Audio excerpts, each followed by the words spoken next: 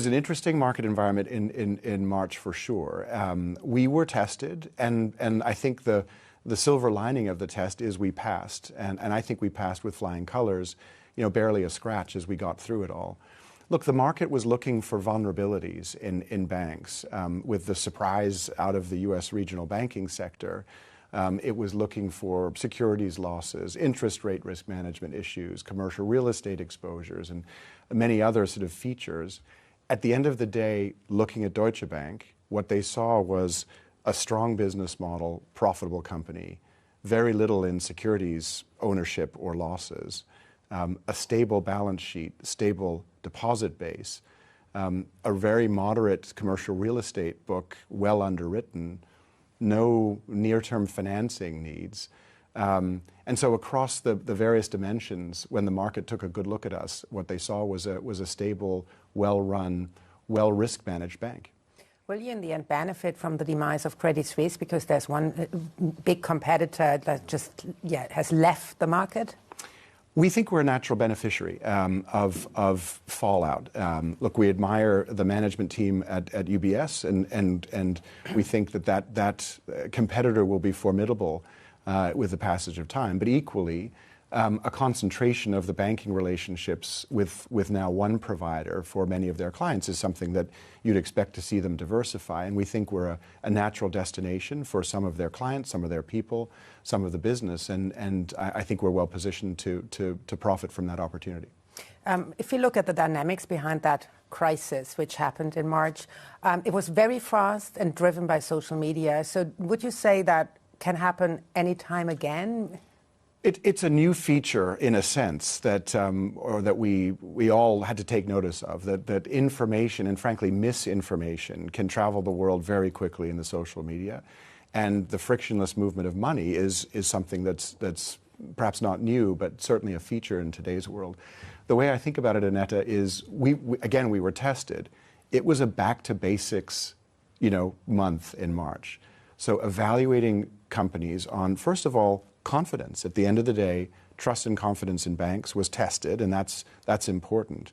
But that confidence rests on stable, well-funded balance sheets with good deposit bases.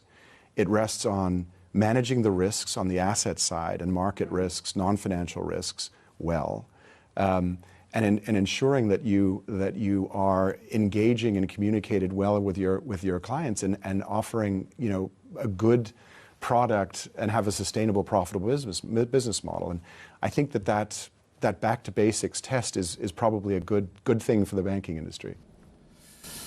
Very interesting, some of the comments from the CFO. Let's bring Annette into the conversation here. And congratulations, Annette, another terrific interview there.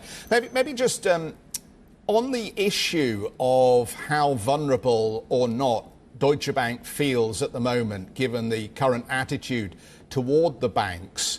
How much did you get the sense that this was again and again a message that the PRs and the bank's management were very keen to push?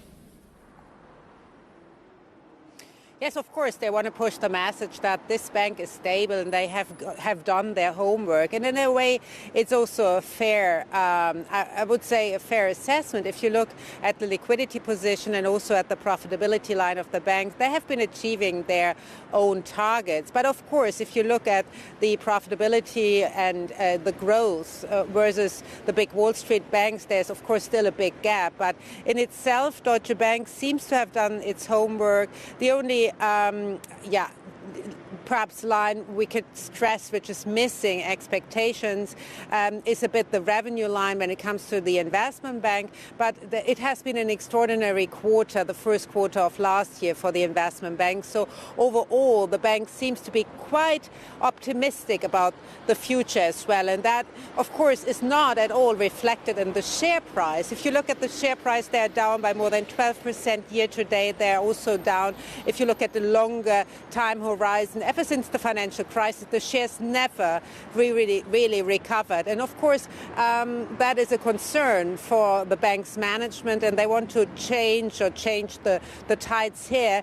And here comes a planned share buyback program, which they now will initiate. So perhaps we listen in of what the CFO, James Moltke, had to say about the potentially planned share buyback. We came into the year, I think, with a conservative, cautious outlook on the economy, on the market environment. And we also, as we shared with investors, there were uncertainties around model results that we need to finalize this year with the ECB. As a consequence, we held back from a decision on share buybacks at that time. As time has passed now, I think we've got more visibility into what the model outcomes will be. I think now we've seen where the economy is going and have, I think, a more confidence about the direction of travel. And our step-off on capital is better than we had initially thought. So at 13.6% CET1, we have some room. We therefore are communicating that management has decided to move forward. We're going to we have initiated a dialogue with our supervisors to now pursue an authorization and a share buyback in the second half of the year. Any indication of how big it would be? Not at this time. I think, given where we are in the stage, size and timing is something that we need to come back to. But the management intention is there, and we look forward to informing our investors in time.